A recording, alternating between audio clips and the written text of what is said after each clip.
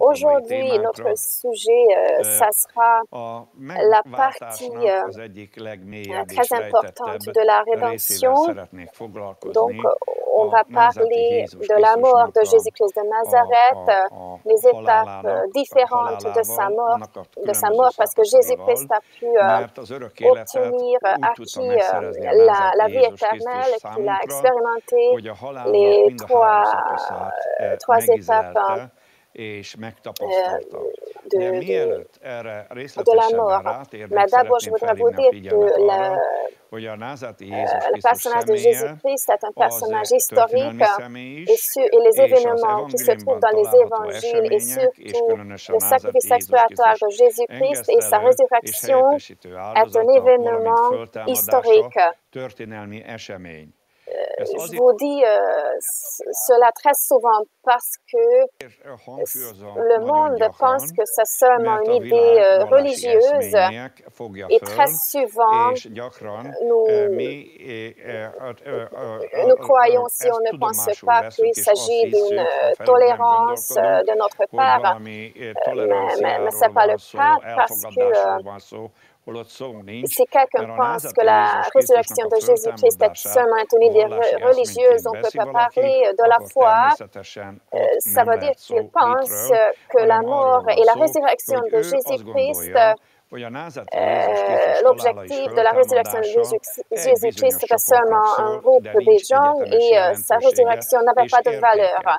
Mais c'est un mensonge concernant l'Évangile. Mais concernant cela, que l'histoire a ignoré les événements de salut, qui étaient les événements historiques et réels, c'est très important que l'autorité de la science ne nous intimide pas. Il faut qu'on reste courageux, il faut penser, il faut croire que les événements de l'Évangile font partie de l'histoire du monde, même si la science sécularisée et les gens dans le monde ne veulent pas entendre parler de ce fait. Mais moi, je pense que c'est la vérité. Et toi aussi pense que la résurrection et la mort de Jésus-Christ est un fait historique et le monde chrétien devrait se souvenir de ce fait comme un événement national, historique qui a influencé le sort de sa nation. Mais bien sûr, Jésus-Christ, il est plus qu'un personnage historique parce que par sa résurrection, il est entré dans l'éternité, il est vivant aujourd'hui aussi et il est contemporain de notre génération et des générations à venir, même si le temps de l'histoire n'avait pas de fin, il sera toujours le contemporain de toutes les générations. Donc c'est pour cela que l'Évangile est toujours valide. Une autre chose concernant la mort, le sacrifice pour la compréhension de la mort et de la sacrifice expiatoire de Jésus-Christ, que l'Évangile dit que Jésus est le Fils de l'homme et le Fils de Dieu. En même temps, ce sont des notions très importantes parce qu'en tant que Fils de Dieu, l'Évangile nous signale que même avant, donc, c'est lui qui représente Dieu pour l'humanité. Et donc, comme le Fils de l'homme, donc, il est le fils d'Adam, parce que le Fils de Dieu, donc il ne s'agit pas d'une origine symbolique, il s'agit d'une origine réelle, que Jésus-Christ, donc le Christ, il est d'origine de Christ, donc Jésus, il est d'origine de Christ, donc il est devenu fils de l'homme parce que par Marie, il a reçu la nature humaine. Et donc l'Évangile utilise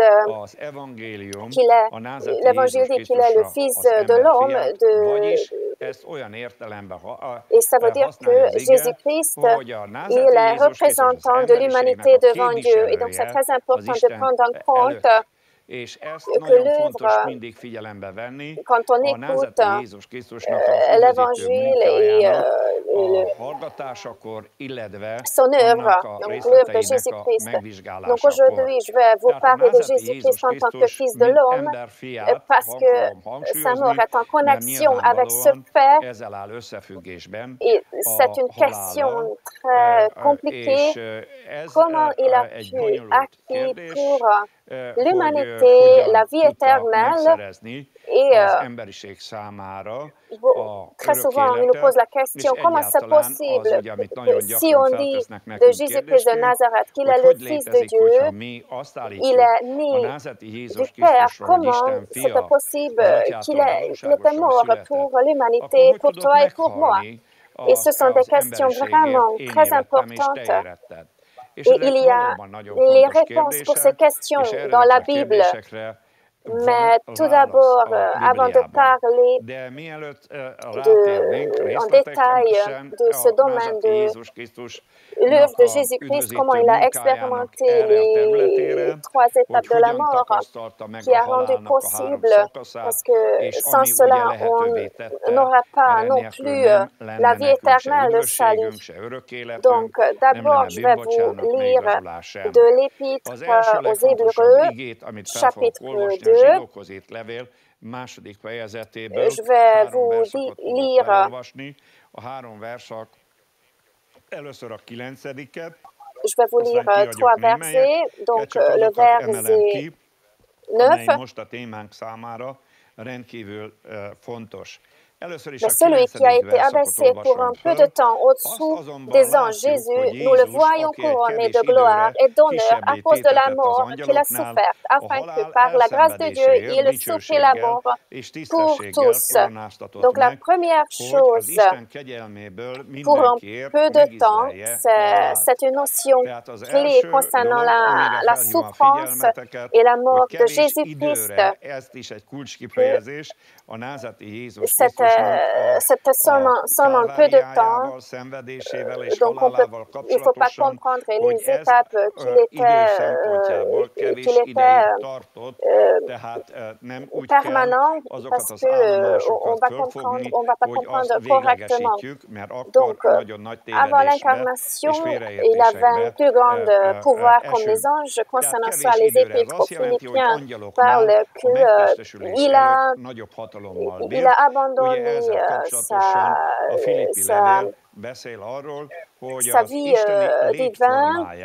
sa vie divine et il a pris la vie de l'homme et il s'est soumis jusqu'à la mort sur la croix au Père. On va en parler pourquoi c'est une grande révélation. Donc, de cette façon, il a été abaissé. Donc, et ce fait a rendu possible qu'il expérimente la mort. Et donc, une autre chose essentielle dont j'ai déjà parlé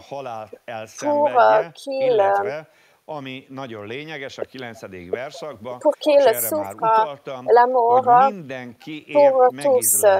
Donc, il ne faut pas comprendre que sa mort concerne seulement l'Église, parce que si les croyants pensent de cette façon, leur communauté va devenir un secte et ils ne vont pas s'occuper de la mission universelle pour laquelle Jésus-Christ a annoncé, a appelé les disciples, qu'il rend disciples les peuples et baptise pour le nom du Christ, le Père et le Saint-Esprit. Et donc, il n'y a pas de connaissance dans les gens concernant cela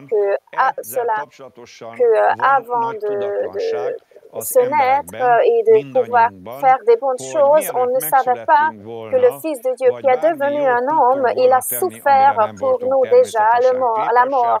Par la grâce de Dieu. Donc, c'était le don de Dieu pour l'humanité.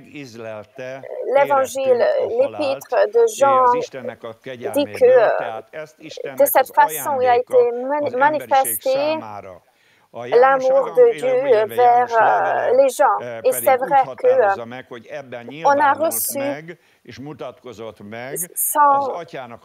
donc on n'a pas mérité, mais on a reçu comme un don la crucifixion de Jésus-Christ, l'humanité n'a pas mérité cela. C'est seulement la grâce de Dieu que la crucifixion a été réalisée. Gloire à notre Seigneur, notre Dieu. Et donc, ça veut dire qu'il a souffert la mort pour tout le monde, pour ceux qui ont compris, qui ont accepté que Jésus-Christ, il est mort pour mes péchés. Mais pour beaucoup de gens, il y a beaucoup de gens, des millions de gens qui vivent sur la terre, qui n'ont pas encore entendu cette bonne nouvelle et qui ne comprennent pas encore les vérités. Et donc, pour qu'ils comprennent, il faut qu'on annonce l'Évangile. Et donc, c'est par hasard que c'est un des messages principaux de l'Évangile, que Jésus-Christ de Nazareth, par la grâce de Dieu, comme le don de Dieu, il a souffert la mort pour tout le monde. Il n'y a pas d'exception.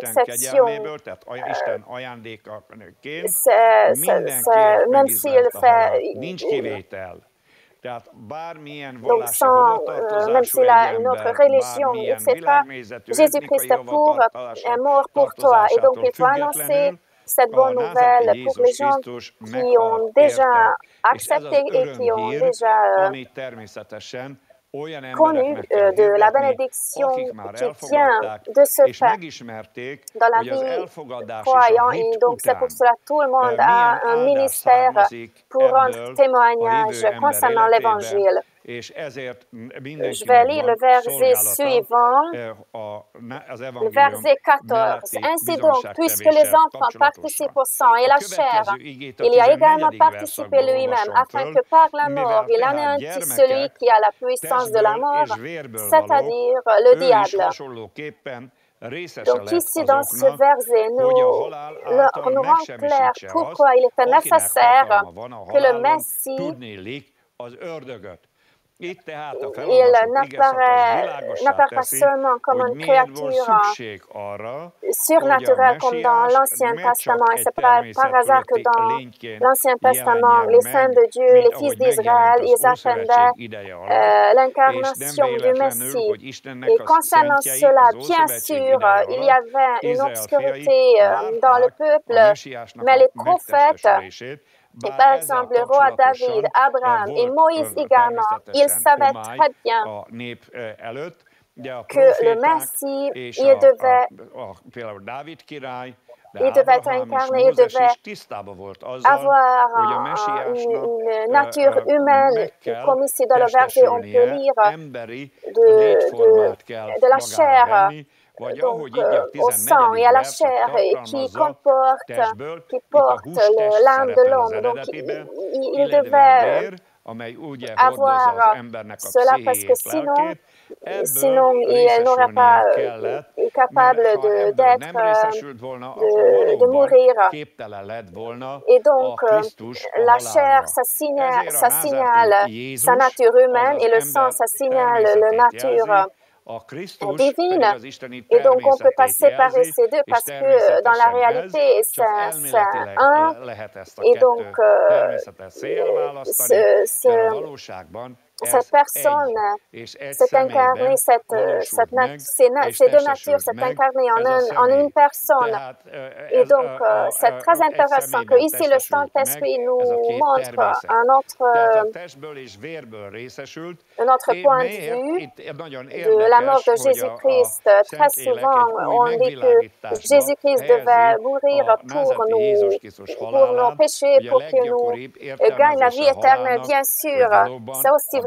Mais ici, le Saint-Esprit nous montre une autre chose, que la mort de Jésus-Christ était une arme de Dieu pour qu'il désarme la mort et bien sûr aussi l'enfer et vaincre le diable également, le roi de l'enfer. Et donc ici, on peut voir que la mort de Jésus-Christ, c'est un des plus grandes armes de Dieu. Je pense qu'il n'y a pas d'une autre arme qui est tellement destructive comme la mort de Jésus-Christ, parce que la mort de Jésus-Christ était détruit la mort et le diable.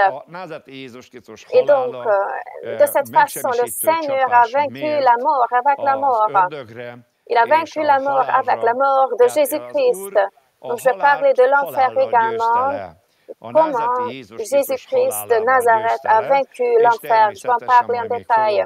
Donc, c'est une révélation très importante et c'est pour cela que Jésus-Christ de Nazareth, c'est pour cela que la mort de Jésus-Christ de Nazareth est nécessaire, inévitable. C'est sûr que le diable ne pensait pas que la mort de Jésus-Christ de Nazareth allait avoir une telle influence sur son pouvoir et sur son futur, parce que s'il avait vu, il aurait su également que c'était un domaine secret.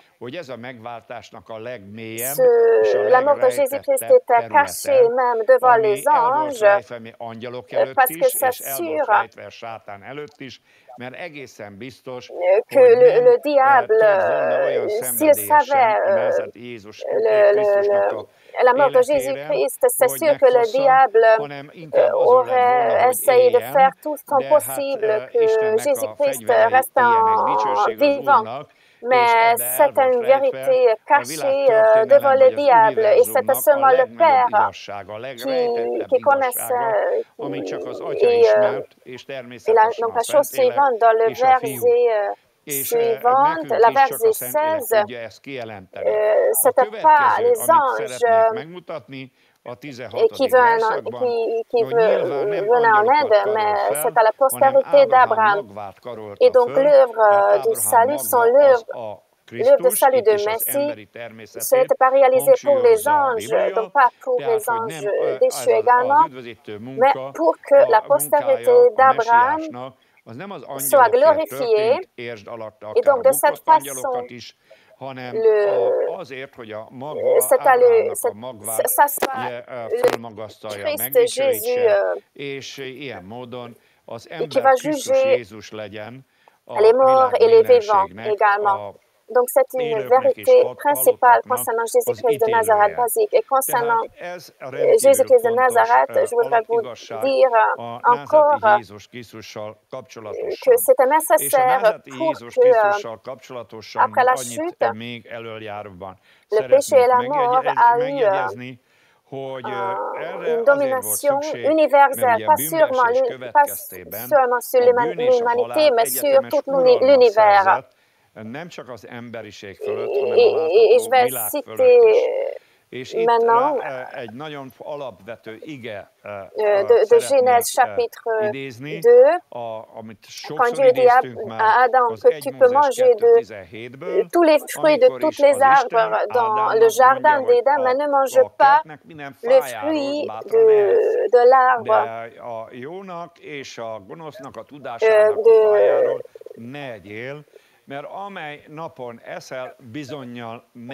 qui sait le bien et le mal, et on sait que Adam et Ève n'étaient pas obéissants, et c'est ainsi que le péché et la mort est entré dans le monde. Et donc, ça aussi nous montre que Dieu n'a pas créé l'homme pour la mort, et originalement, la mort ne faisait pas partie de la vie de l'homme, et il ne faut pas penser à la mort que c'est une partie principale de la vie de l'homme, et c'est seulement par le développement de la vie qu'on peut vaincre la mort. Et bien sûr, donc, cette pensée ne conforme pas à la parole de Dieu. La mort est l'ennemi de la vie. Et la vie est l'ennemi de la mort. Et jusqu'à Adam et Ève ne tombent pas en péché dans le monde visible. La mort, il n'y avait pas de mort, il n'y avait pas de péché. Tout était bon et bien. Et donc, c'était la situation dans Éden. Et c'est ce qui est disparu à cause de la désobéissance d'Adam.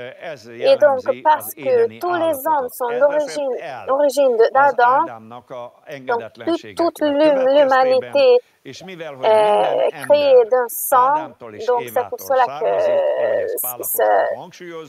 on ne peut pas parler de plusieurs races. Bien sûr, il y a des civilisations, des cultures et nations différentes qui, donc la variété concernant ces choses concernant l'humanité, que tous les hommes ont été créés pour l'image et ressemblance de Dieu. Concernant cela, je voudrais dire encore une chose, que la mort n'est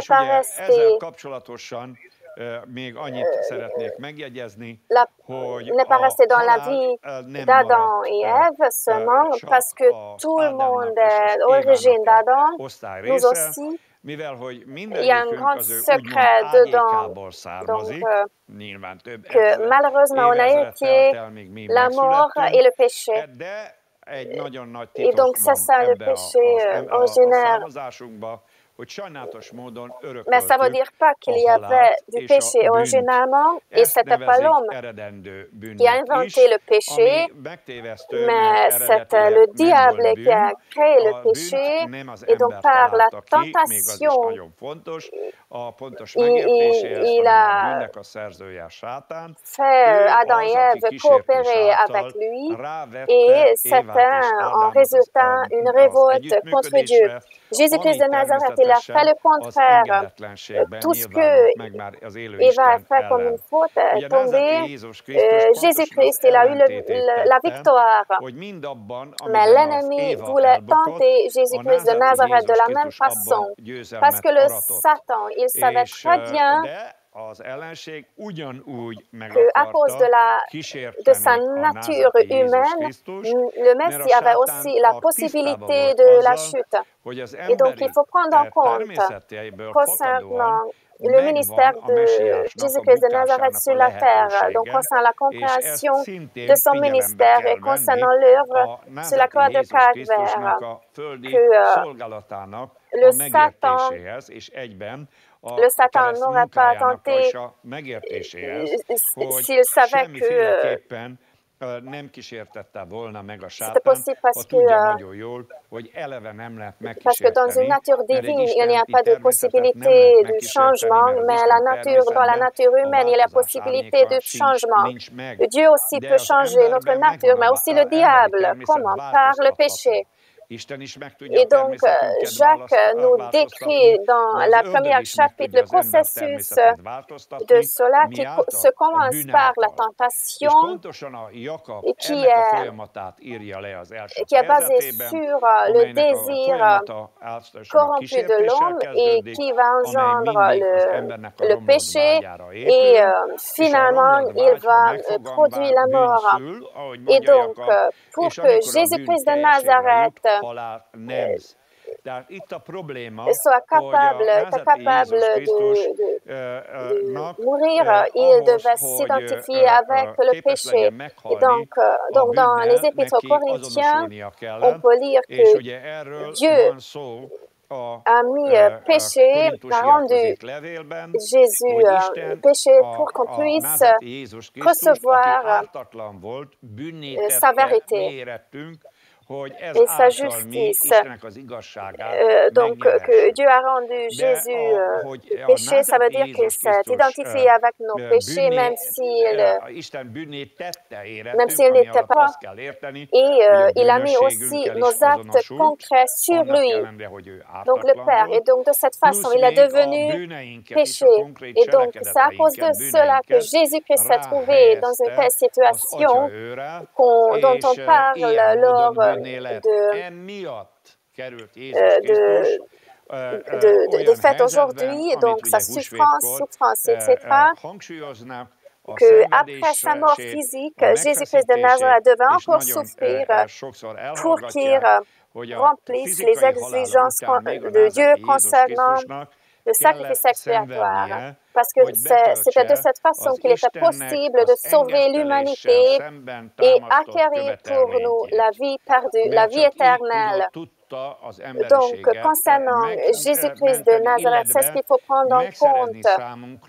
Et donc, il faut prendre en compte une autre chose aussi concernant Jésus-Christ de Nazareth, que également, à quoi on ne fait pas attention très souvent, Je vais lire l'Évangile de Jean, chapitre 6, verset 57. Jésus-Christ de Nazareth dit la chose suivante de lui-même. Comme le Père qui est vivant m'a envoyé et que je vis par le Père, ainsi celui qui me mange vivra par moi. C'est une révélation très importante. Et la chose la plus importante, c'est que moi, je vis par le Père. Qu'est-ce que ça veut dire? Que Jésus-Christ de Nazareth a reçu une vie semblable à notre vie, dépendante. Parce que l'homme n'a pas de vie en lui-même, même si on dit cela. Notre vie est seulement en Dieu, parce que c'est Dieu qui est la source de la vie. Et donc, l'homme peut garder sa vie seulement en communion avec Dieu. Et donc, si cette communion disparaît, l'homme va perdre sa vie la plus importante, qui est la vie éternelle, et c'est seulement la vie charnelle qui reste pour lui, qui est soumis à la mort et à la mortalité, parce que la prix du péché, c'est la mort, et ainsi la mort est entrée dans la vie de l'homme. Et donc, on a une vie dépendante, on n'a pas de vie en nous-mêmes. Et Christ, quand il est devenu homme, lui aussi, il a reçu une vie de serviteur. Ça veut dire que sur la terre, il vivait par le Père. Il n'avait pas une vie indépendante de Père. Et il avait la possibilité de perdre de cette vie si il perdait sa vie pure, s'il tombait en péché. Et donc, il ne faut pas ignorer ce fait parce que Jésus-Christ de Nazareth, il accentue que lors de son ministère sur la terre, il était dépendant toujours du Père. Il faisait qu'il voyait chez le Père et il disait qu'il a entendu dire du Père et il suivait toujours le Père. Et donc, de cette façon, il vivait par le Père. Et nous aussi, après notre repentance, l'homme croyant, comme il dit que celui qui mange vivra par moi, nous avons non plus une vie indépendante, nous avons une vie seulement dans la communion avec Jésus-Christ de Nazareth. Après la repentance, si tu te fais indépendant de Dieu, donc ça veut dire que tu tombes en péché. Bien sûr, ton âme va perdre cette vie spirituelle et c'est aussi semblable, donc c'est aussi de cette façon de Jésus-Christ. Et parce que Jésus-Christ, il était parfait, il n'a jamais commis de péché, il n'a pas perdu la vie de Père. Mais lorsqu'il s'est identifié avec le péché pour nous, la communion avec cette vie, la relation avec cette vie s'est arrêtée, s'est rompue. Et donc, la souffrance de Jésus-Christ de Nazareth, la connexion avec ce fait et sa mort physique et aussi le descendant dans l'enfer et la souffrance dans l'enfer également, est en connexion avec cela. Et donc, il faut qu'on voit cela, que Jésus-Christ de Nazareth, pas dans les films d'aujourd'hui, comme on voit des Superman. Il n'était pas un Superman, il était toujours fils de Dieu. Il ne faut pas oublier cela. Mais en lui, il n'y avait pas de péché. En nous, il y avait toujours du péché. C'était dans il se trouvait dans notre esprit, mais dans la nature de Jésus-Christ. Le péché n'a pas pénétré. Je vais parler en détail de cela, que quand il s'est livré en tant qu'un sacrifice, sa communion avec le Père s'est changée. En ce moment, le Père regardait différemment sur Jésus-Christ comme pendant son ministère. sur la terre. Pendant son ministère sur la terre, le Père disait que c'est lui qui est mon fils et je me contemple en lui. Mais pendant la crucifixion, les cieux étaient silencieux, devenus silencieux. Pourquoi le Père n'a pas donné la révélation? Pourquoi le Père n'a pas parlé? Pourquoi l'aide n'est pas arrivée pour Jésus-Christ des cieux? Et la réponse, c'est que parce que Jésus-Christ, il n'était pas pécheur, mais Dieu l'a rendu pécheur pour nous, pour qu'on reçoive la vérité. Mais il y a c'est un processus dont il y a des détails, comme je viens de lire. Donc, c'est l'essentiel. Donc, il s'est rendu péché et comment la vérité de Dieu tient de cela. Donc, entre ces deux faits, il y a beaucoup de choses que Jésus-Christ de Nazareth devait expérimenter. Et donc, il ne faut pas ignorer que nous, quand on parle de la mort, on pense seulement à la mort physique et dans nos mentions, l'essentiel, le contenu de la mort n'existe pas, que la mort est plus que la mort physique. On pense que la mort de Jésus-Christ était seulement la mort sur la croix de Calvaire, mais il s'agit beaucoup plus de choses. Donc, regardons la première partie de la mort de Jésus-Christ de Nazareth, que Jésus-Christ de Nazareth a traversé les 3 étapes de la mort. Et donc, regardons la première partie de sa mort. Quelle était la première chose que Jésus-Christ de Nazareth a souffert? L'Évangile Matthieu, chapitre 27, verset 46. Je vais vous lire la parole de Dieu. Et vers la 9e heure, Jésus s'écria d'une voix forte, Eli, Eli, lama sabachthani. C'est-à-dire, mon Dieu, pourquoi m'as-tu abandonné? Donc,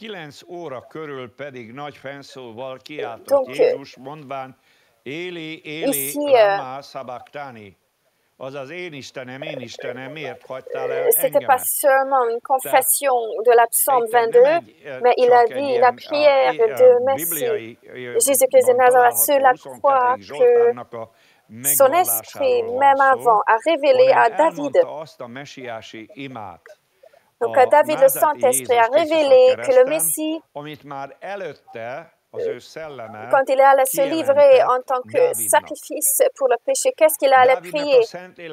Donc ça, on ne peut pas comprendre avec notre intelligence. Mais Pierre aussi se réfère à cela que David, il était capable de dire cette prière et beaucoup de prières de Messie. Par exemple, la prière avant sa crucifixion, qui était la prière de la mort spirituelle. Vous vous souvenez, mais sinon, je vais vous dire, j'en ai pas parlé encore, que lorsque Adam a transgressé la loi, la parole de Dieu, il a été accompli que Dieu disait que le jour, lorsque tu manges du fruit de l'arbre, tu vas mourir. Bien sûr, Dieu, il n'a pas pensé à la mort physique, mais à la mort spirituelle. Et donc, la première partie de la mort, c'est la mort spirituelle. Qu'est-ce qu'on comprend de cette mort? Ça veut dire que l'âme et la mort de l'homme s'est séparée de Dieu, parce que dans l'homme et dans l'esprit, par les actes, le péché pénètre. Et lorsque dans l'âme et dans l'esprit, le péché pénètre, alors l'âme et l'esprit de Dieu perdent la présence de Dieu.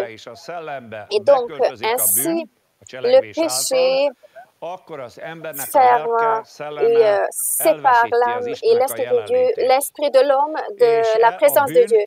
Donc, c'était la première partie de la mort. Adam, il n'a pas tout de suite physiquement. Bien sûr, la mort physique est à la manifestation de la mort spirituelle. Donc,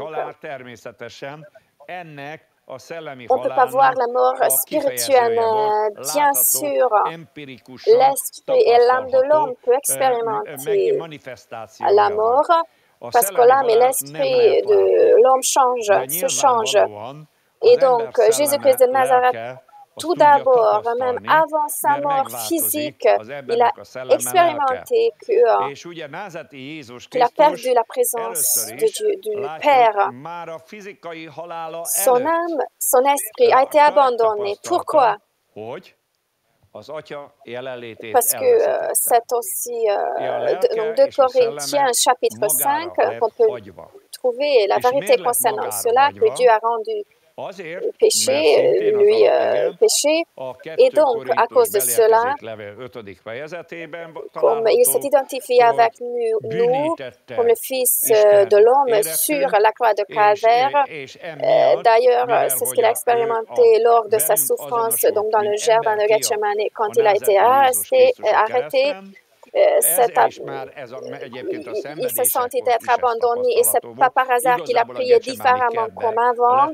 Et donc ici, avant la crucifixion, on peut voir qu'il y a un seul événement dans la Bible lorsque il n'y avait pas de réponse pour la prière de Jésus-Christ de Nazareth et c'était le moment quand il a été crucifié. Et pourquoi le Père n'a pas répondu à la prière de Jésus?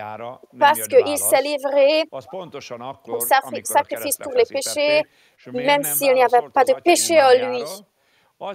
Et donc, c'est très important que dans ce domaine également, il a expérimenté la première partie de la mort. Il a souffert ce forme de la mort. Bien sûr, on peut parler de l'Est de Jésus-Christ de Nazareth comme on était dans l'état de la mort spirituelle avant notre repentance. C'est quoi la différence? Donc, c'est que l'esprit de mort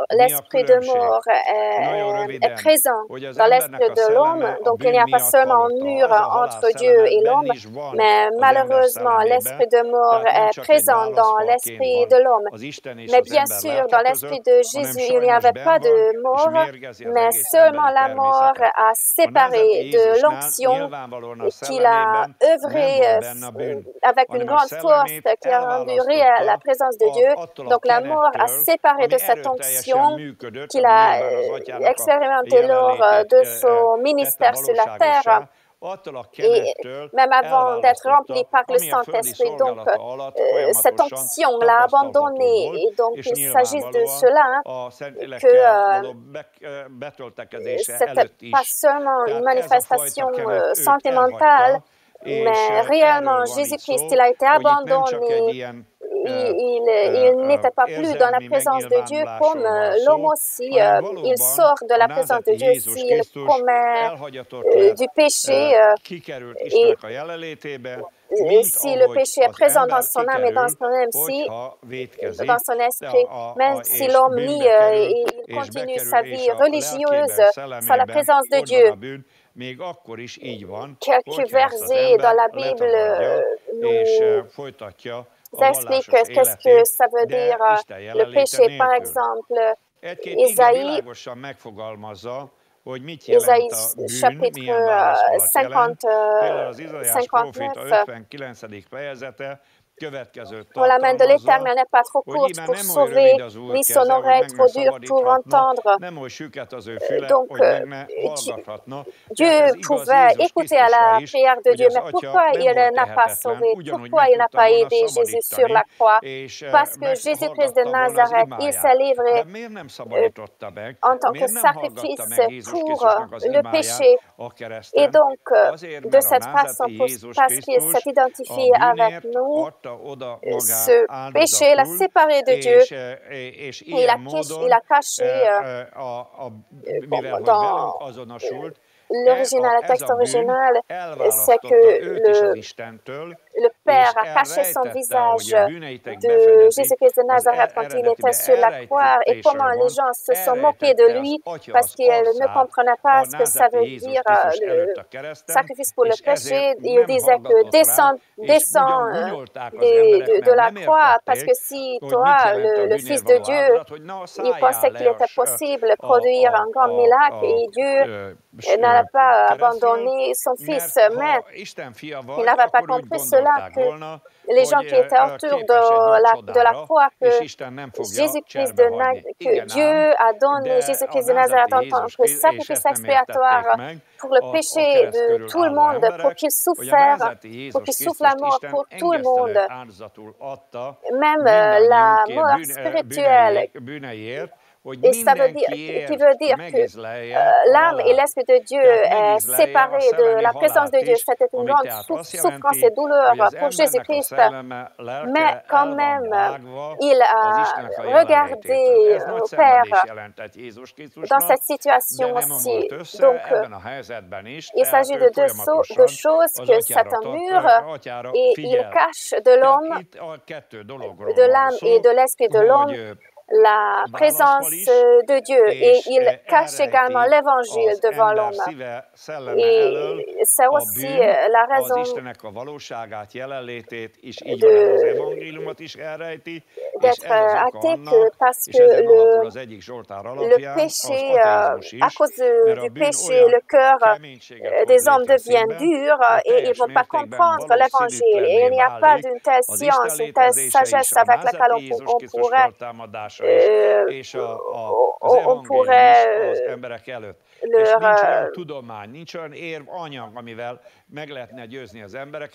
donc on peut dire seulement une chose, qu'il faut que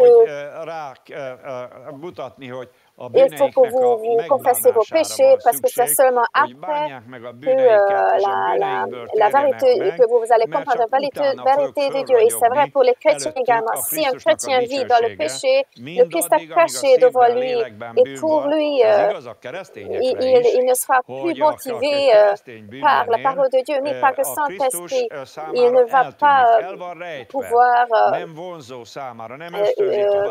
démontrer l'amour vers Dieu comme un homme qui a un talent et esprit qui est dominé par la grâce de Dieu. Donc, c'est très important que notre cœur et notre âme soient sous la domination de la grâce. Et si tu commets du péché, tu sais ce qu'il faut faire. Il faut que tu confesses tes péchés.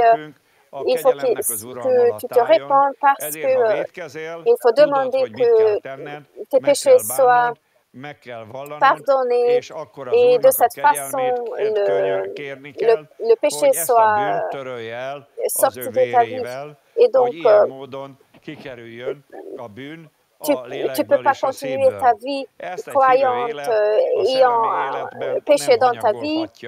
Et si tu tombes, si tu commets quelque chose qui est contre la parole de Dieu, il faut qu'on confesse nos péchés. Si tu es né de nouveau, tu sais que tu as une nouvelle nature et c'est seulement ton vieil homme qui a dominé ta nouvelle nature et c'est ton vieil homme qui a commis le péché. Et donc, il faut que tu regardes tes péchés, il faut que tu confesses tes péchés et il faut que tu donnes à nouveau, il faut que tu crucifies à nouveau ton vieil homme, que tu ne tombes plus au piège de tes désirs corrompus. Et donc, ici, concernant le fonctionnement du péché, il parle que c'est un mur et ça cache la présence de Dieu devant toi, et c'est ce qui empêche que le Père écoute aux prières des gens. Le prophète Habakkuk accentue la même chose, dit la même chose. Et il faut faire attention à la sanctification, que Dieu est saint. Et le prophète dit dans la première chapitre, verset 13, tes yeux sont plus clairs. Tisztábbak a szemeid, hogy sem nézhetnéd a gonoszt, és a nyomorgatást nem szemlélheted, vagyis azt jelenti, Donc, il ne regarde pas aux gens qui commettent le péché. Et la même chose s'est passée concernant Jésus-Christ, que le Père n'a pas regardé à son Fils. Pourquoi?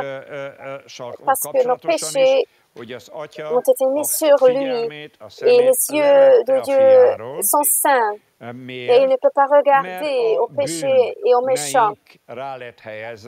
Et lorsque tes péchés et mes péchés étaient sur Jésus-Christ de Nazareth, il les a emportés sur la croix de Calvaire et quand il a été crucifié, Dieu n'a pas regardé cela. Pourquoi Dieu a laissé cela? Parce qu'il a entouré son visage, tourné son visage. Il n'a pas regardé à son Fils. Alors pourquoi il regardera à nous si nous vivons dans le péché? Et donc, ne crois pas au mensonge parce qu'aujourd'hui, on voudrait que si tu commets des péchés, Dieu t'aime et tu vas entrer dans le royaume de Dieu.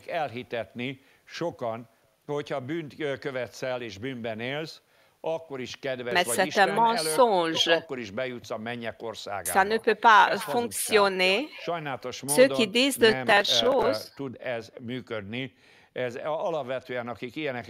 ils ne connaissent pas la nature du péché, la vérité de la rédemption. Je pense qu'ils n'ont rien compris de tout cela et ils n'y croient pas. Mais tu dois comprendre ce que Dieu dit. Et c'est très important parce que notre époque est l'époque où il n'y a pas de loi. Une des tâches de la loi, d'apprendre à l'homme la connaissance du péché. Ce n'est pas le monde qui nous donne la connaissance du péché parce que le monde ne connaît pas le péché. C'est pour ça que nous voyons quelles choses on invente et comment on transforme et comment on met la loi de Dieu sans dessus-dessous parce qu'aujourd'hui, ils s'imaginent un tel niveau de développement qu'ils prennent le courage de fouler du pied la loi éternelle de Dieu et d'affirmer juste le contraire. C'est le cas concernant la sexualité, concernant l'idolâtrie, concernant l'occultisme et concernant beaucoup de domaines. Nous voyons la même chose, c'est que ils ont changé la vérité contre le mensonge, ils ont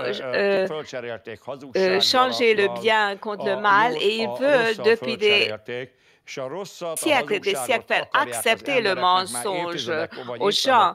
Et maintenant, ça bat son plein. De nos jours, on peut voir ça à l'échelle mondiale, qu'on foule du pied la loi de Dieu.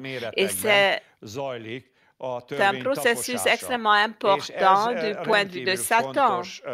Mais de notre point de vue aussi, c'est très important de nous attacher fidèlement à la parole de Dieu parce que c'est seul Dieu qui a la compétence de distinguer le bien du mal, des œuvres mauvaises et des bonnes œuvres. L'homme n'a pas le droit de donner la loi. C'est différent concernant l'organisation de l'État et le fonctionnement et concernant les institutions.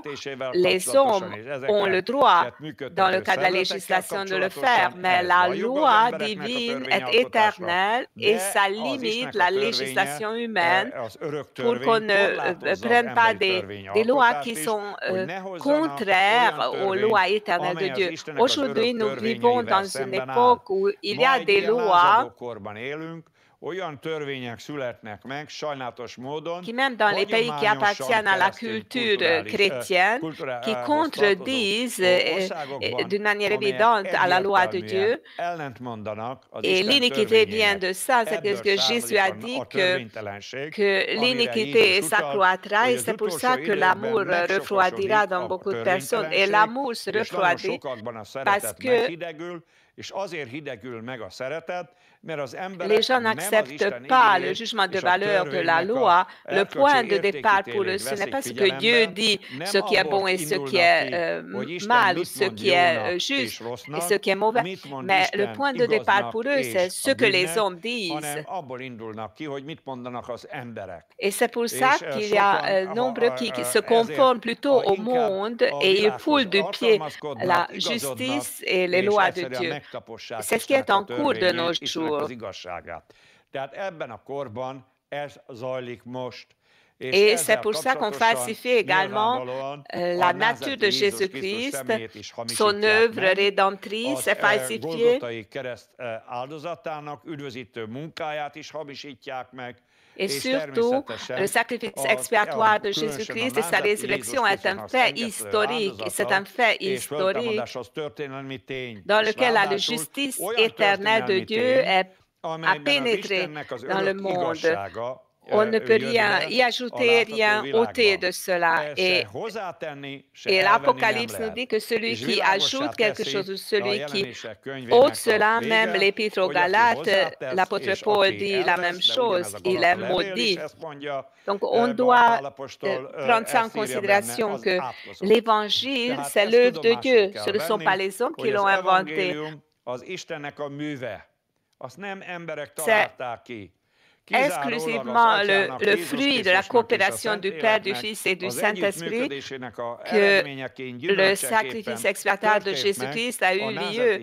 C'est pour ça que nous devons faire une seule chose. Nous pouvons nous soumettre à cela, te refuser cela. Mais si tu le refuses et si tu dis non à l'Évangile, alors il y aura des conséquences très graves.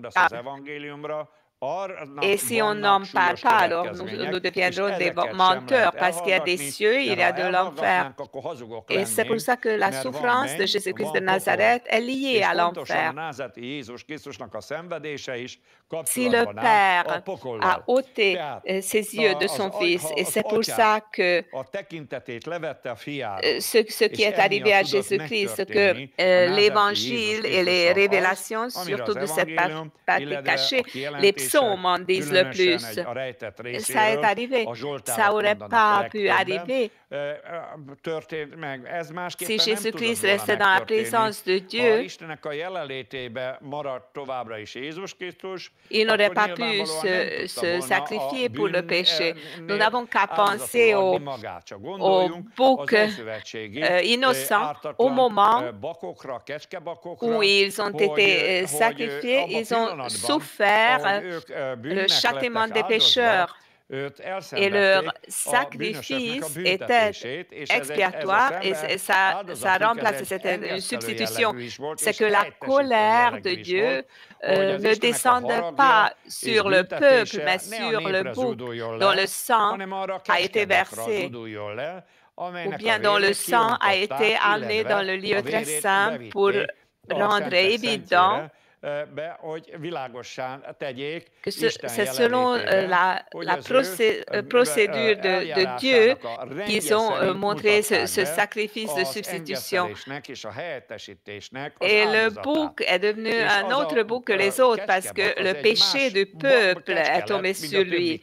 Et c'est pour ça que qu'on a versé son sang.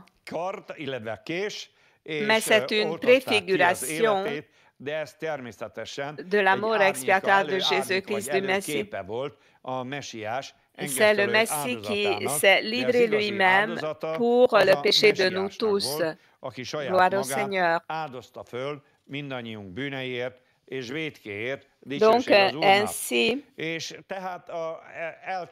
Père a abandonné Jésus-Christ et le péché du monde était sur Jésus-Christ de Nazareth. Et comme dit Habakkuk, et Dieu ne pouvait pas le voir, le regarder, mais il s'est détourné ses yeux. Et l'ennemi en a profité, et c'est ainsi que la passion de Jésus-Christ a pu arriver. Comme je vous ai dit, c'est dans les psaumes qu'on peut trouver les détails, parce que les psalmistes, surtout, il s'agit des psaumes messianiques, messianique, qui veut dire que ces psaumes messianiques c'est l'Esprit de Christ qui a révélé cela. Dans ces hommes-là, Corée, par exemple, c'était l'Esprit de Christ qui a révélé la souffrance de Christ et sa gloire qui venait après. Et si tu veux connaître les détails, c'est très important de connaître les psaumes parce que ça décrit en détail la souffrance de Jésus-Christ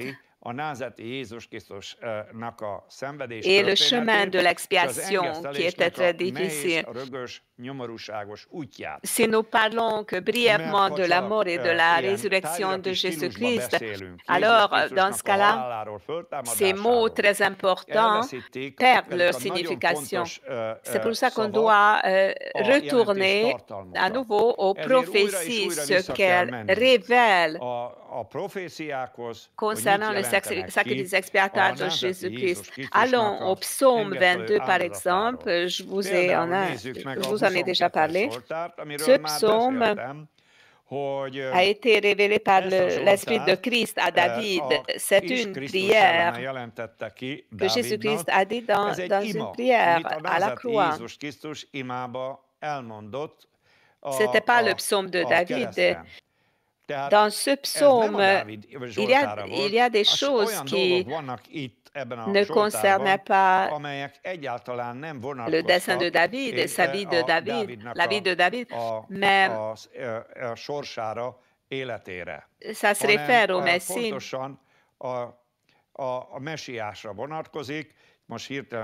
J'espère que ça va revenir sur mon ordinateur. Donc, il y a le texte biblique et le psaume 22 et ses révélations se réfèrent à partir de verset 13-14. Que c'était des taureaux et des taureaux de bassin qui ont environné Jésus. Des taureaux de bassin. Et des lions qui déchirent et rugissent. Ce sont des êtres spirituels donc, qui ont entouré l'âme de Jésus-Christ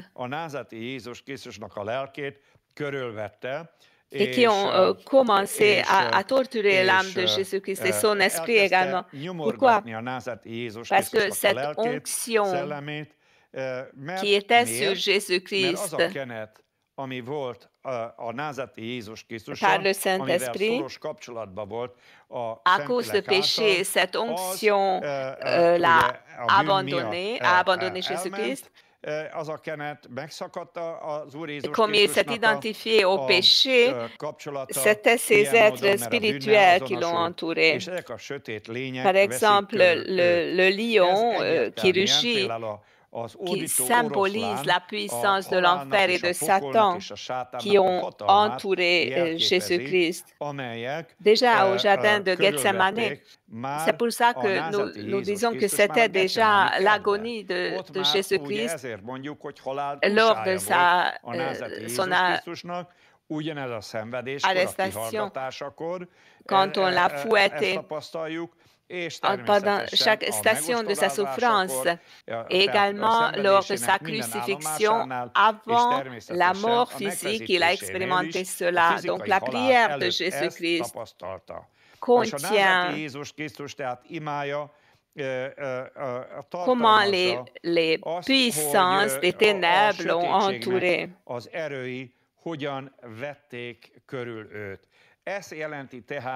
Donc, ça signifie la mort spirituelle de Jésus-Christ qui arrive dans notre vie quand nous sommes sous la domination du péché ou quand un croyant commet un péché. Alors, dans ce cas-là, la présence de Dieu, à cause de la plénitude du péché, son âme se détache de la présence de Dieu et son âme reste auprès de lui. Mais je vous répète que dans le cas de Jésus-Christ de Nazareth, Il ne s'agit pas du fait que le péché soit entré dans son esprit.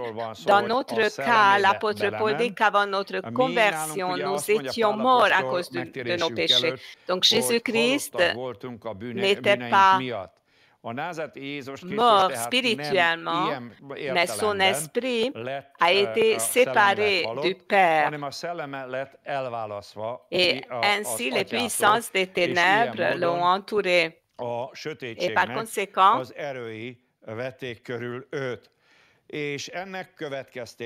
Jésus-Christ de Nazareth souffrait la première étape de la mort.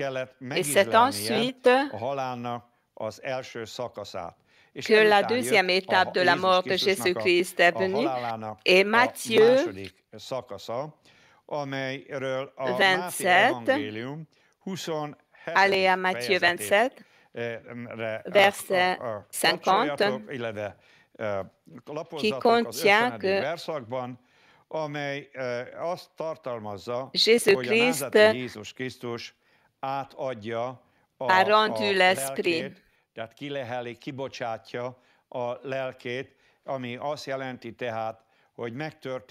veut dire que c'est la deuxième étape de la mort qui arrive dans la vie de Jésus-Christ, c'est-à-dire que Jésus-Christ entre dans la deuxième étape de la mort, qui est la mort physique.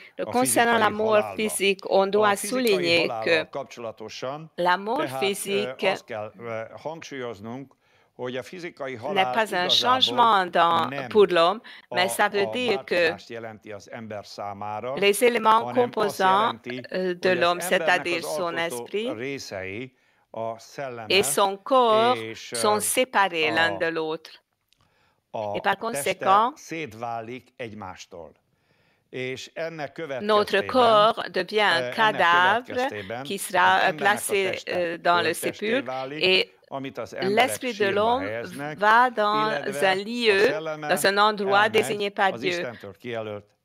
Comment est-ce que l'esprit a quitté Jésus-Christ et comment a quitté son corps? Nous voyons et nous trouvons cela dans chaque évangile. De quelle façon ça est arrivé? L'un dit qu'il a rendu l'esprit, un autre évangile souligne qu'il a donné son esprit, qu'il a confié aux mains de Dieu son esprit. Le troisième évangile dit qu'il a transmis. Donc, ça veut dire que Jésus-Christ a confié son esprit aux soins du Père. C'était un pas de foi de la part de Jésus-Christ. Parce que je vous souligne que la relation de Jésus-Christ avec le Père n'était pas comme pendant sa vie terrestre, parce que cette communion était brisée, parce que Jésus s'est livré pour pécher. Par exemple, l'évangile de Jean,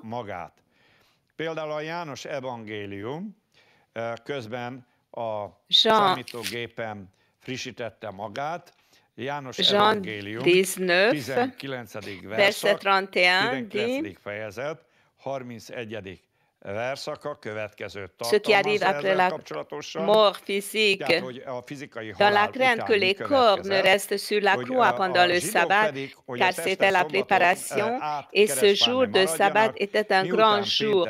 Les Juifs demandèrent à Pilate qu'on rompe les jambes aux crucifiés et qu'on les enlève. Les soldats vinrent donc et rompirent les jambes au premier, puis à l'autre qui avait été crucifié avec lui. S'étant approchés de Jésus et le voyant déjà mort, ils ne lui rompirent pas les jambes. Mais un des soldats lui perça le côté avec une lance et aussitôt il sortit du sang et de l'eau. Celui qui l'a vu en a rendu témoignage et son témoignage est vrai. Et il sait qu'il dit vrai afin que vous croyiez aussi. Ces choses sont arrivées afin que l'Écriture soit accomplie. aucun de ses os ne sera brisé. Et ailleurs, l'Écriture dit encore, ils verront celui qu'ils ont percé. Après cela, Joseph d'Arimathée, qui était disciple de Jésus, mais en secret par crainte des Juifs, demanda à Pilate la permission de prendre le corps de Jésus. Et Pilate le lui permit. Il vint donc et prit le corps de Jésus. Nicodème, qui auparavant était allé de nuit vers Jésus, vint aussi apportant un mélange d'environ 100 litres de myrrhe et d'aloès. Ils prirent donc le corps de Jésus et l'enveloppèrent de bandes avec les aromates, comme c'est la coutume d'ensevelir chez les Juifs. Or, il y avait un jardin dans le lieu où Jésus avait été crucifié, et dans le jardin, un sépulcre neuf, où personne encore n'avait été mis. Ce fut là qu'ils déposèrent Jésus à cause de la préparation des Juifs, parce que le sépulcre était proche. C'est comme un procès-verbal que l'apôtre Jean décrit la mort de Jésus-Christ, que les soldats savaient que la mort est réellement arrivée. On doit souligner cela que dans le cas de Jésus-Christ, nous parlons d'une mort réelle. Même les soldats en étaient convaincus, ils en sont les témoins. Voilà, ils ont percé le côté de Jésus avec une lance. On n'a pas brisé son os.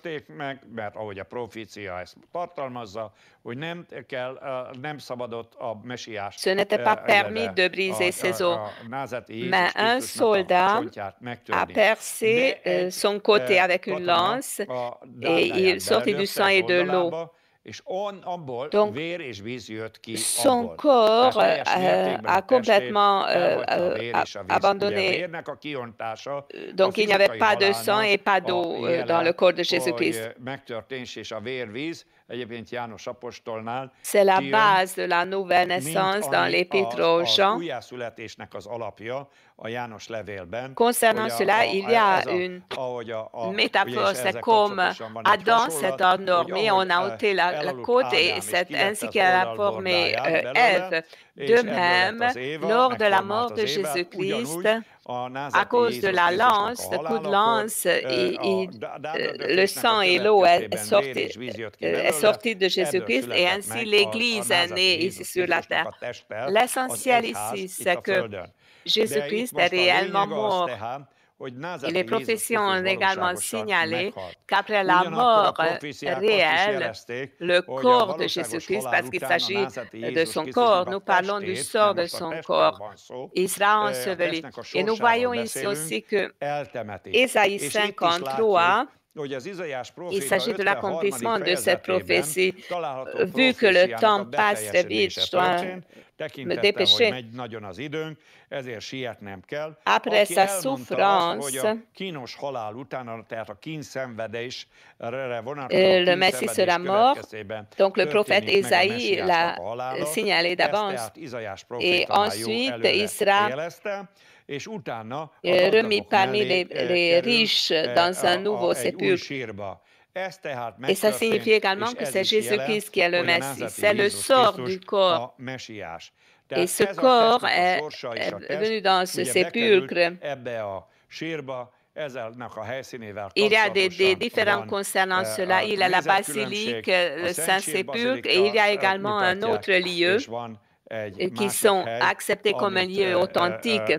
Concernant cela, je ne veux pas prendre de position. Moi, je pense que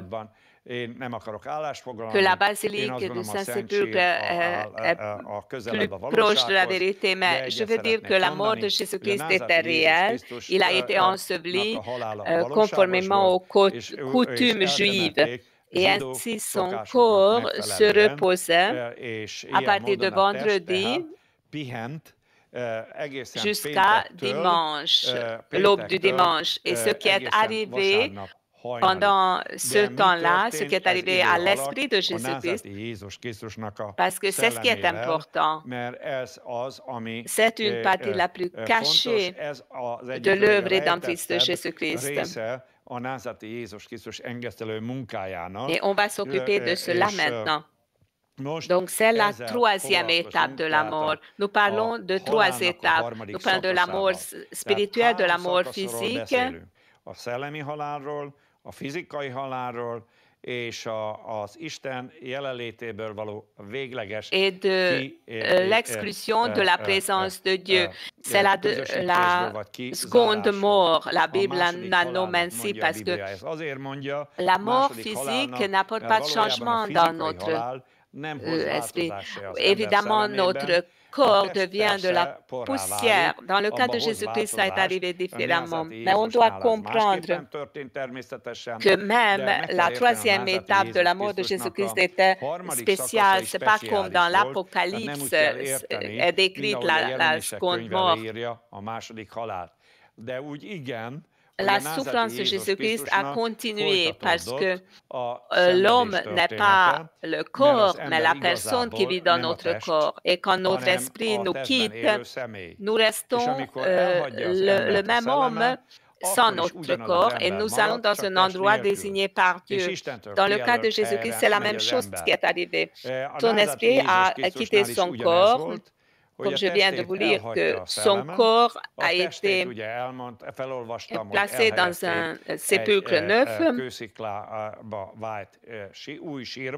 et on a mis une grande pierre sur ce sépulcre et jusqu'à dimanche, jusqu'à l'aube, son corps se reposait là.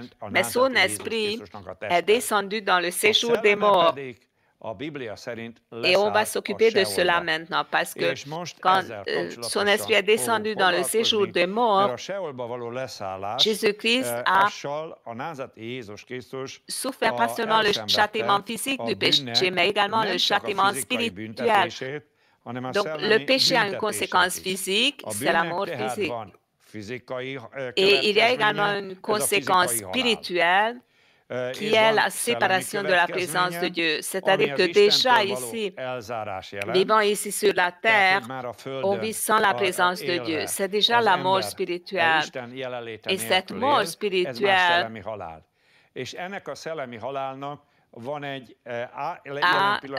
un lieu de châtiment provisoire, c'est l'enfer, qui est la seconde mort. D'un certain aspect. C'est pour ça que l'enfer ne doit pas être mélangé avec la géhenne. L'enfer précède la géhenne. À la géhenne,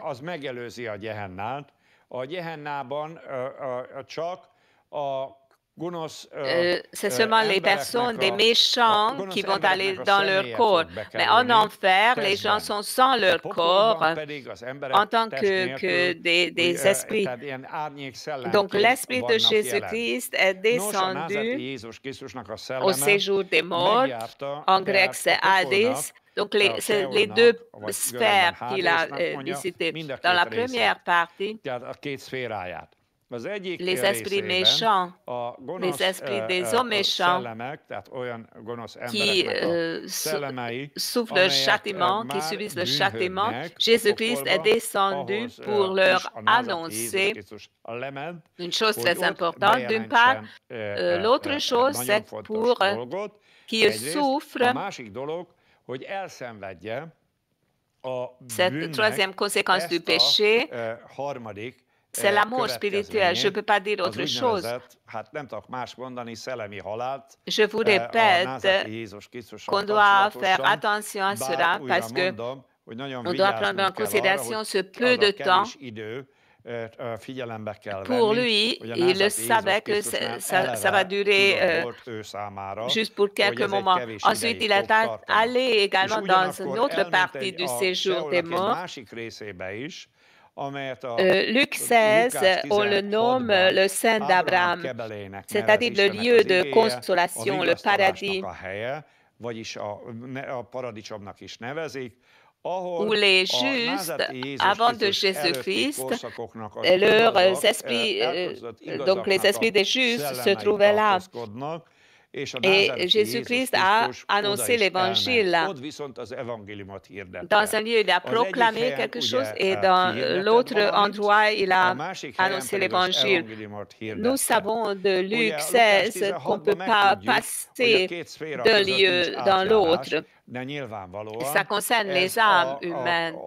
Mais Jésus-Christ a acquis le pouvoir pour qu'on puisse y aller.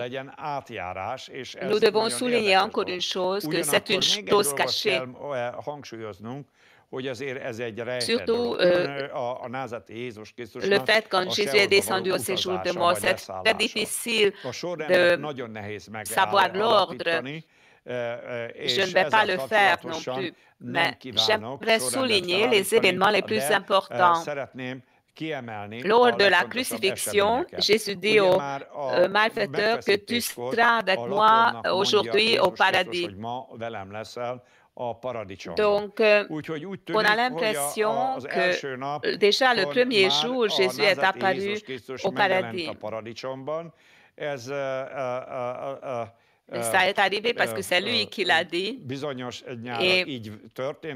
Et l'âme du malfaiteur, du voleur, est allée avec lui, qui a rendu témoignage de Jésus-Christ qu'il souffre parce qu'il est pécheur et Jésus-Christ est innocent. Et avec sa confession, il a exprimé qu'il croit en Jésus-Christ. Celui qui croit aura le salut.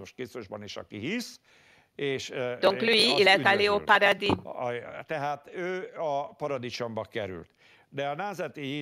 Jésus-Christ, après le paradis, est descendu dans le lieu des ténèbres. Pourquoi est-ce que ça devait arriver? Ce sont les événements de Yom Kippour qui peuvent nous montrer. Yom Kippour est la préfiguration du sacrifice expiatoire.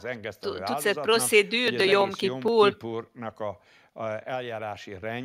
nous montre le sacrifice expiatoire de Jésus-Christ parce que le sacrifice, le sang du sacrifice de Jésus-Christ peut acquérir le pardon des péchés.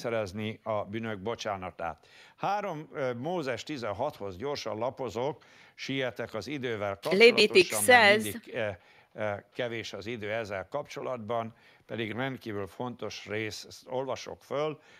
À partir du verset 5, il recevra de l'assemblée des enfants d'Israël 2 boucs pour le sacrifice d'expiation et un bélier pour l'holocauste. Aaron offrira son taureau expiatoire et il fera l'expiation pour lui et pour sa maison. Il prendra les 2 boucs et il les placera devant l'Éternel à l'entrée de la tente d'assignation. Aaron jettera le sort sur les 2 boucs, un sort pour l'Éternel et un sort pour Azazel. Aaron fera approcher le bouc sur lequel est tombé le sort pour l'Éternel et l'offrira en sacrifice d'expiation. Et le bouc sur lequel est tombé le sort pour Azazel sera placé vivant devant l'Éternel afin qu'il serve à faire l'expiation et qu'il soit lâché dans le désert pour Azazel. Donc ici, verset 10. Et verset 20-22, lorsqu'il aura achevé de faire l'expiation pour le sanctuaire, pour la tente d'assignation et pour l'autel, il fera approcher le bouc vivant. Aaron posera ses 2 mains sur la tête du bouc vivant et confessera sur lui toutes les iniquités des enfants d'Israël et toutes les transgressions par lesquelles ils ont péché. Et il les mettra sur la tête du bouc, puis il le chassera dans le désert à l'aide d'un homme qui aura cette charge. Le bouc emportera sur lui toutes leurs iniquités dans une terre désolée et il sera chassé dans le désert. De quoi s'agit-il ici? Donc, il s'agit de toute la procédure de l'expiation. C'est une préfiguration du sacrifice expiatoire de Jésus-Christ. Au jour de l'expiation Yom Kippour, le sacrificateur devait choisir 2 boucs et on devrait jeter le sort. Un des boucs a été tué et on a pris son sang et c'est avec son sang que le sacrificateur est allé dans le lieu très saint et il a mis sur le propitiatoire le sang de ce bouc. Ensuite, après avoir terminé cette procédure, un bouc est resté vivant. Et ce bouc, ensuite, quand le sacrificateur est sorti du sanctuaire, il a imposé ses mains sur le bouc et il a confessé tous les péchés, toutes les iniquités des enfants d'Israël et toutes leurs transgressions. Et par cette imposition de main, il a placé sur le bouc les péchés. Et à partir de ce moment, le bouc est devenu le bouc émissaire.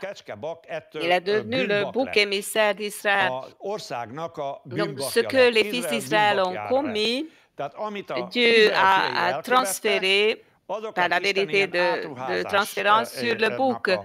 Ça est arrivé dans le cas de Jésus-Christ. C'est pour ça qu'il est important de comprendre les préfigurations, parce qu'on comprend mieux comment le Père a placé sur Jésus-Christ nos péchés. Il s'agit de deux boucs. L'un est mort et l'autre a été chassé dans le désert et on a imposé les transgressions des fils d'Israël. Ensuite, on a choisi un homme qui a pris ce bouc et il l'a amené dans un lieu dans le désert. Il s'agit d'Azazel. Je vais encore revenir à cela. Et il devait laisser le bouc dans le désert. Mais ça est arrivé que le bouc est revenu dans la ville à Jérusalem. C'est pour ça qu'on a changé la procédure plus tard et on l'a jeté dans la fosse, le bouc, pour qu'il ne ramène pas le péché. Parce que le but, c'est que dans le désert, le bouc émissaire devait mourir là.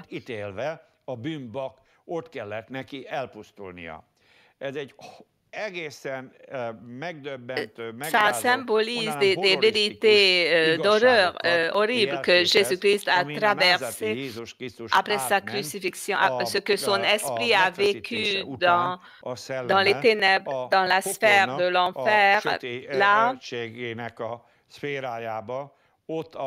où les esprits des hommes méchants sont emprisonnés jusqu'à nos jours.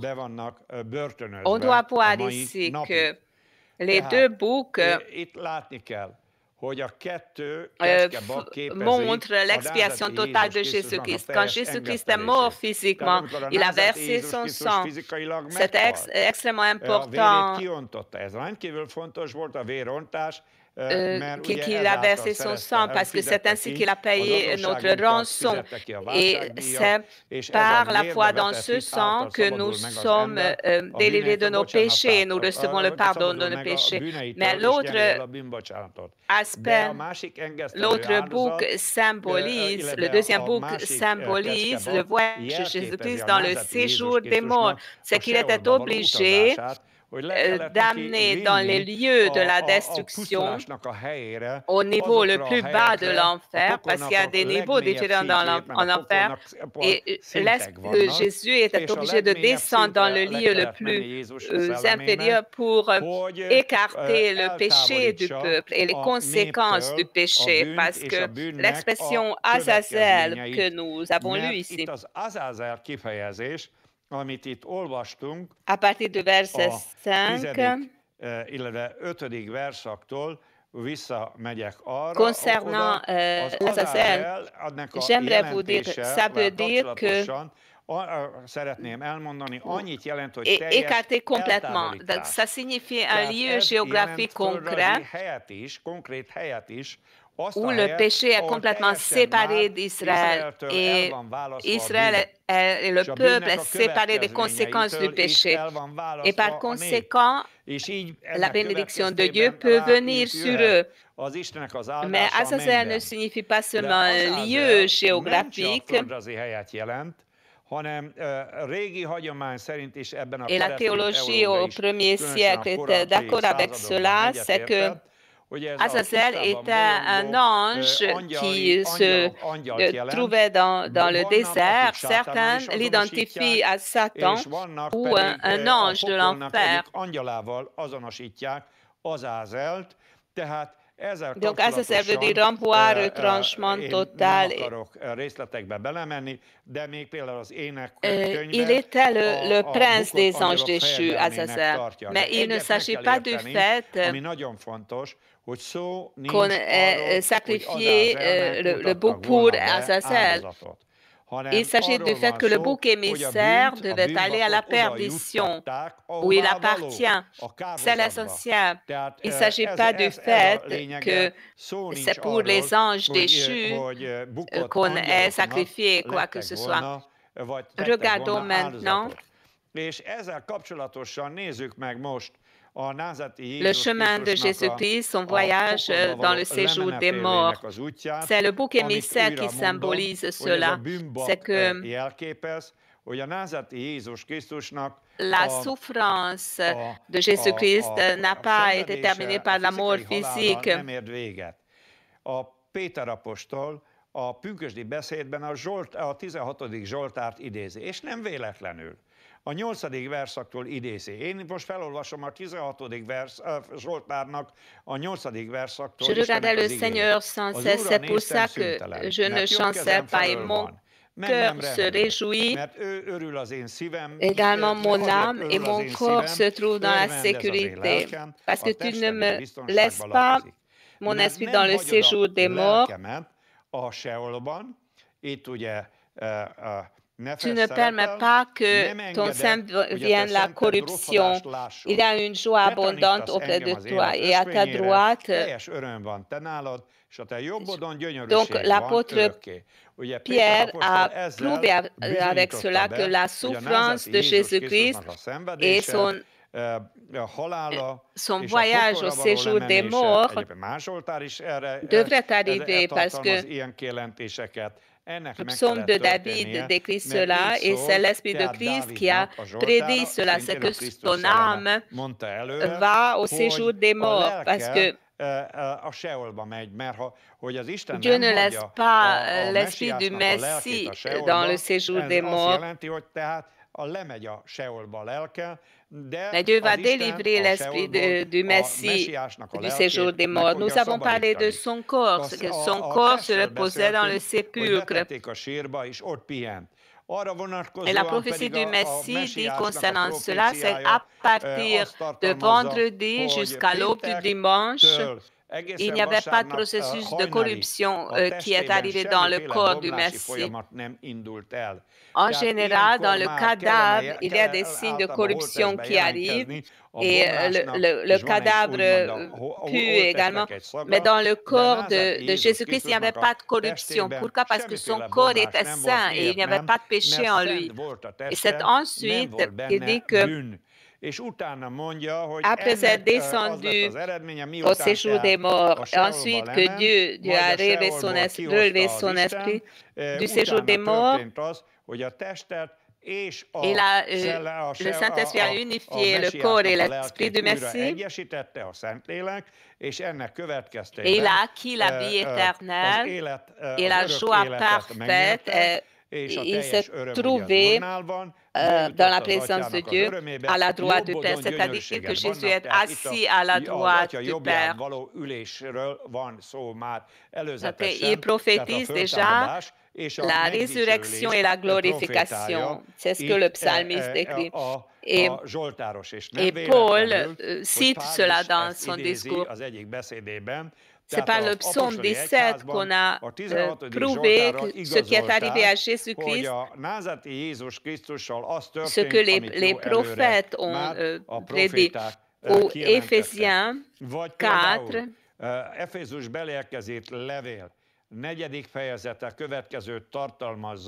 à partir du verset 8, C'est pourquoi il a dit, étant monté dans les hauteurs, il a amené des captifs et il a fait des dons aux hommes.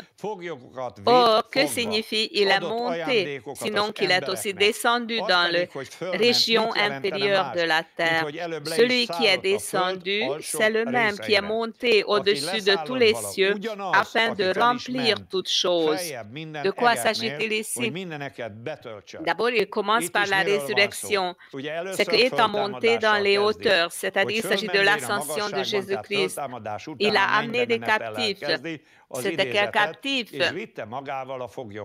Nous nous rappelons dans Hébreux chapitre 2, c'est que la mort de Jésus-Christ, c'était une arme contre la mort et l'enfer et Satan. Donc, ce sont ces dominations qui ont été montées comme captifs au Père.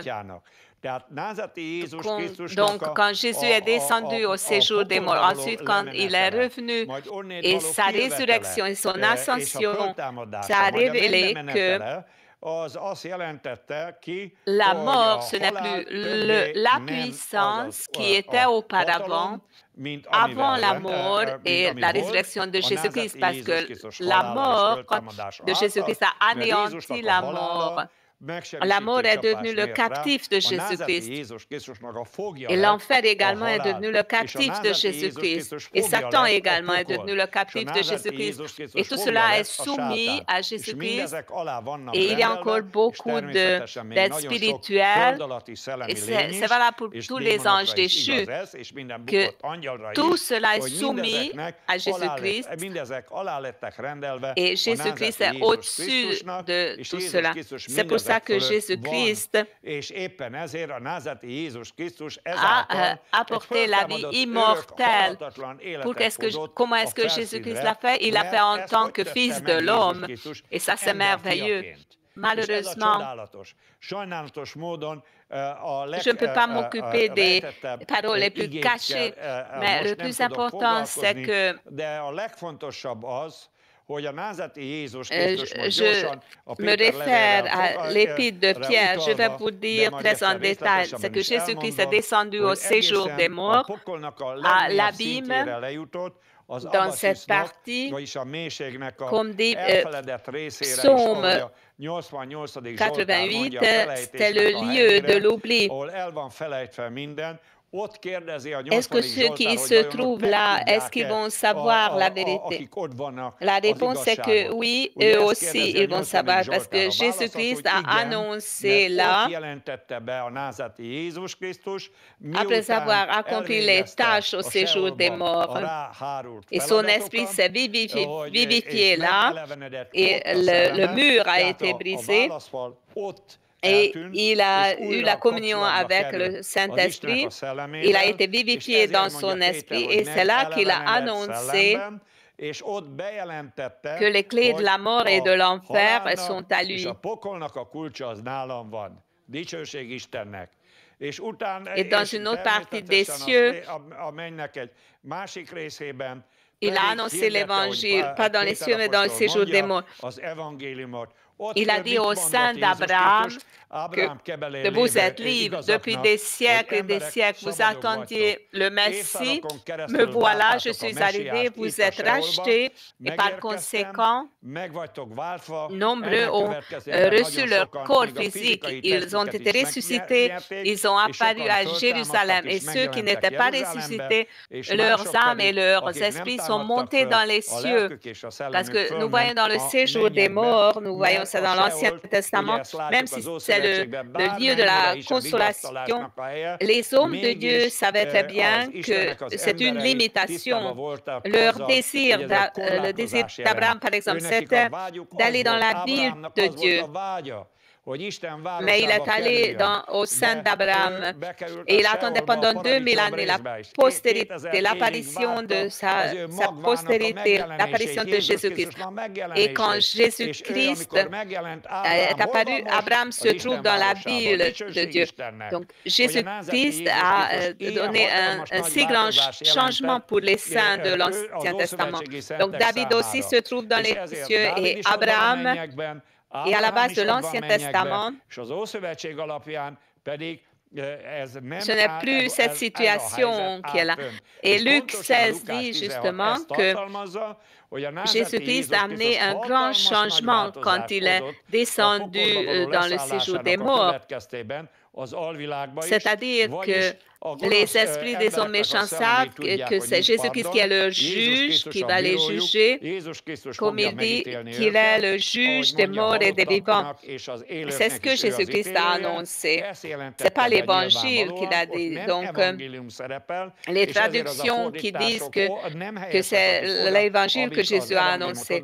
Mais là où se trouvaient les justes, au paradis, il a prêché l'Évangile, que le sacrifice expiatoire est arrivé, que vous pouvez monter avec moi dans les cieux. Donc, c'est les nuées des témoignages. Que ton vieil homme soit mort avec Jésus-Christ, que tu sois enseveli et que tu sois ressuscité à une nouvelle vie avec Jésus-Christ et vie avec Jésus-Christ. Et dans ce cas-là, la ville de Dieu t'attend avec une grande joie. Que le Seigneur vous bénisse. Soyez bénis et saints.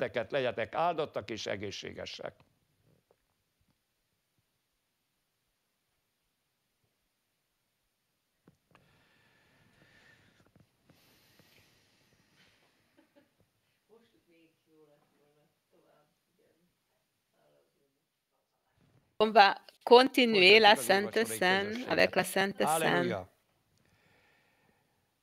Le Seigneur est merveilleux.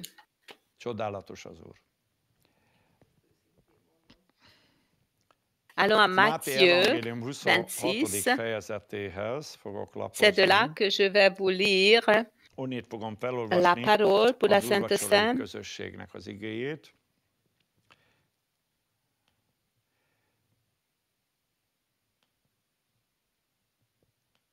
Que j'ai parlé de cette vie de dépendance, c'est que nous possédons cette vie quand nous dépendons de Dieu.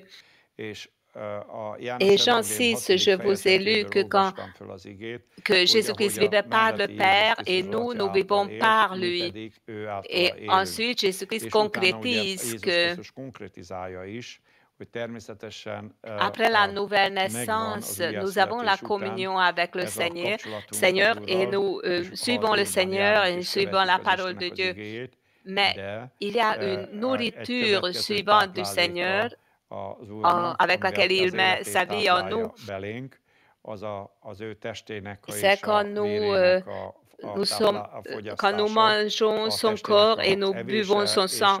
Jésus-Christ, que si vous ne mangez pas mon corps et vous ne buvez pas mon sang, vous n'avez pas la vie éternelle. Donc,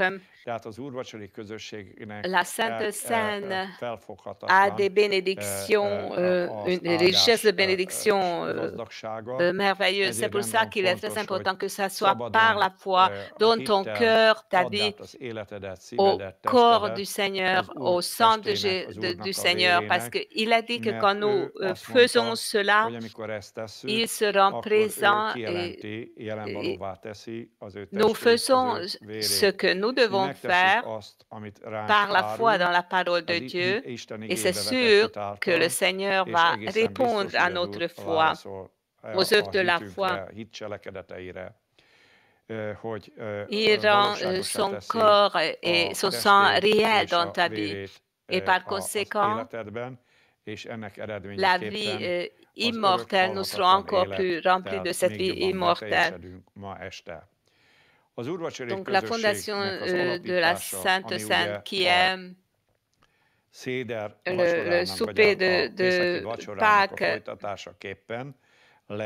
à partir de verset 26, pendant qu'il mangeait, Jésus prit du pain et après avoir rendu grâce, il le rompit et le donna aux disciples en disant, « Prenez, mangez, ceci est mon corps. » Il prit ensuite une coupe et après avoir rendu grâce, il la leur donna en disant, « Buvez-en tous, car ceci est mon sang, le sang de l'Alliance qui est répandu pour beaucoup pour le pardon des péchés. » Je vous le dis, je ne boirai plus désormais de ce fruit de la vigne jusqu'au jour où j'en boirai de nouveau avec vous dans le royaume de mon Père. iszom, az veletek az én Gloire au atyámnak Seigneur. az országában. Dicsőség az Úrnak. Donc, Tehát d'abord, először a názáreti Jézus Krisztus Jésus-Christ a a pris le pain kenyeret vette, és hálákat et il a adott rendu Istennek. grâce à Dieu. Most velem együtt Prenez avec moi fogjátok le meg pain a et priez kenyeret, avec és moi. imádkozzatok velem Père céleste, együtt. au Mennyi nom atyám, puissant de a názáreti Jésus-Christ de Jézus Nazareth, Krisztus je te hatalmas rends nevében grâce et nous te hálát adunk remercions neked, és köszönjük neked, d'avoir hogy a te envoyé ton fiadat, Fils a dans ce Krisztust monde. elküldted a világba, Il est és devenu emberi participant du természetből corps részesítette humain et du sang hústestből és pour qu'il vérből, puisse mourir azért, pour hogy nous meg tudjon halni et pour qu'il puisse érettünk, anéantir és a mi notre mort halálunkat et pour qu'il puisse nous megsemmisítse, délivrer és megszabadítson de la bennünket a domination du bűnnek péché et és de a la mort. halálnak Et az nous te uralma alól. remercions, Seigneur, És que köszönjük ton neked, sang Uram, a été rompu hogy a pour tested nous, érettünk töretett meg, hogy pour que a testedben les lévő forces, les áldásokat, puissances qui se trouvent dans ton corps nous soient données. nekünk adjad. Nous croyons dans ta Hiszünk, parole, Uram, Seigneur, selon a te laquelle beszédedben, amely szerint c'est ton corps, ez a tested, ce ez a pain est ton kenyér a corps. te testedet jelenti. Tu Te kijelented a révèles te ton corps, testedet. comme tu as dit, Mert ahogy Seigneur, azt que mondtad, Uram, prenez hogy et mangez, ceci est mon vegyétek corps. és egyétek, ez Seigneur, az én nous testem. considérons Uram, sa parole et igédben nous nézünk. savons que ta És tudjuk, parole est Uram, vraie. hogy a te Nous beszéded te igaz. remercions hogy d'avoir a testednek partagé a la présence de jelenlétét ton megosztod corps et velünk, tu és megáldasz bénis velünk. notre vie, notre corps. Megáldod az Tu nous donnes la életünket, guérison. testünket. Tu ôtes Gyógyulást des adsz malédictions nekünk. de notre Leveszed corps, a des testünkről az souffrances, des átokat, douleurs, des fájdalmakat, faiblesses. Et je te erőtlenségeket. remercie, Seigneur, És köszönöm neked, Uram, hogy Isteni de egészséggel, répandre les áldással bénédictions divines árasztod et ta grâce. ránk Nous te remercions a de te la kegyelmedet. guérison et nous croyons, Köszönjük a Seigneur, que ce gyógyulást, par tes és meurtres hiszünk, sûrs Uram, que hogy nous a te sommes guéris. sebeiben Et nous croyons, meggyógyultunk, Seigneur, dans és ton hiszünk, corps, Uram, a te que nous sommes testedben, devenus les hogy a membres de ton testednek a corps. Au nom részeivé de váltunk. Jésus-Christ. A názáreti Jézus Et Krisztus ensuite, nevében. je vais Majd briser ezután, plus tard. majd később töröm meg, Jésus-Christ a pris la coupe fogta et názáreti il a Jézus rendu Krisztus a grâce au poharat, Seigneur. és Nous aussi hálákat rendons adott az grâce au Úrnak. Seigneur Most mi pour is la adjunk coupe. az Úrnak hálát a Concernant cela, pohárért, Jésus-Christ a dit amivel que kapcsolatosan Jézus azt mondta, c'est mon sang, hogy le sang ez de az én la vérem, nouvelle az új alliance qui est szövetségnek a répandu vére, pour beaucoup amely sokakért pour le pardon des péchés. kiontatik a bűnöknek a bocsánatára. Ce ne sont pas les choses Szintén visibles nem a qu'on doit látható voir dolgokra maintenant, kell mais c'est nézni, par la foi hanem qu'on doit prendre à la main la coupe et rendre grâce à Dieu, és hálát adni Istennek, comme nous ahogy a avons fait avec le pain. kenyerrel is így tettük.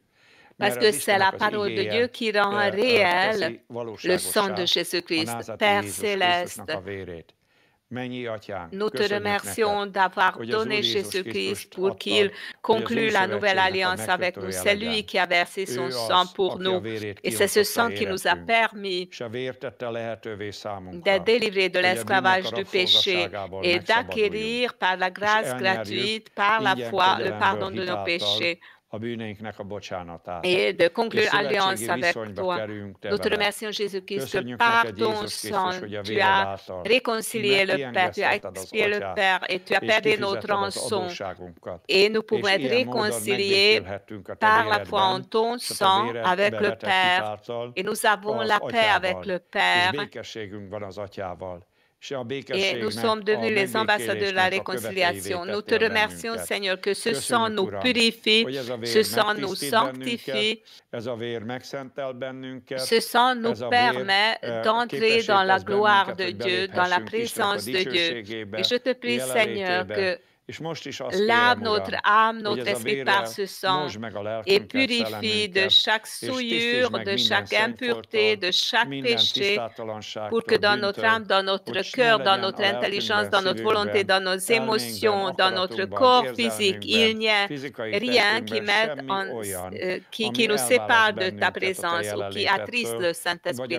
Je te remercie, Seigneur, que ton sang crée une communion et maintient en communion même maintenant avec toi. C'est pour ça que nous te bénissons et nous confessons que cette coupe est la communion avec ton sang. Gloire au Seigneur Jésus-Christ. Amen. Et maintenant, je vous prie que tous ceux qui êtes ensemble devant l'écran, prenez le pain et la coupe és osszátok el rompez le egymás pain között, et és partagez, adjatok rendez hálát grâce à Dieu Istennek, és maradjatok jó et egészségben, soyez és saints Isten et restez dans la félelemben, crainte de Dieu és kövessétek et az suivez Urat, le és Seigneur soha ne et n'oubliez feledkezzetek el jamais az Istennek a hatalmas le jótéteményéről, hogy az ő bienfait fiát de odaadta Dieu, c'est qu'il a érettünk, donné son és propre Fils annak pour nous a et tartalma que ce soha contenu ne legyen ne üres a reste jamais bennünk, vide en hanem nous, betöltse a mais qui szívünket, remplisse toujours lelkünket, notre cœur, és notre ösztönzön âme, pour bennünket qu'il nous mindenkor az incite Isten toujours à szeretetére. l'amour de Dieu. Isten áldjon meg Que le benneteket, Seigneur vous áldott bénisse. békés ünnepben Je legyen vous souhaite des részetek, Pâques és vigyázzatok, paisibles, és joyeuses, bénies. imádkozzatok, és a Veillez et Szentléleknek a priez vezetését et kövessétek. suivez la direction du Saint-Esprit.